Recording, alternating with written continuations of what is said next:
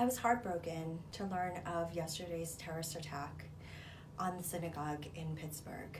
My deepest sympathies go out to the Jewish community and those affected, especially members of the Jewish community here in Merrimack Valley, who are feeling very vulnerable and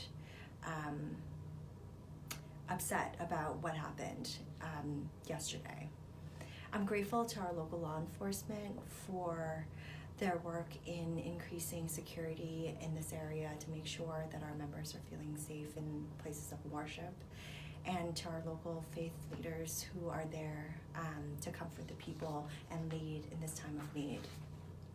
Homegrown terror attacks against minority groups are rising, and on Thursday there was an attack on the Black community, and just yesterday we had the attack on the Jewish community, and I'm saddened and angered that this is where our community is headed, where our neighbors and loved ones are feeling threatened just for who they love, what faith they worship, and for being who they are. Most of our citizens, including responsible gun owners of this country, understand that ending violence like this requires a multifaceted approach. And one of the things that's so important to look at is how we can work on our gun laws to make sure that we close out loopholes that allow dangerous people who are dangerous to themselves and others, from accessing guns. Another important thing to remember is that we need to stay outspoken about the hatred and bigotry that we're seeing in our country right now. We must unite in our rejection of hate, of dehumanizing language.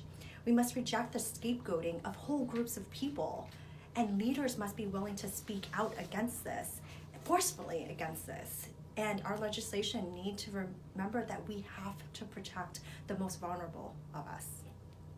And as your leader, I will fight to address many facets of this issue, and I will work to fine-tune gun laws to make sure that we do close those loopholes.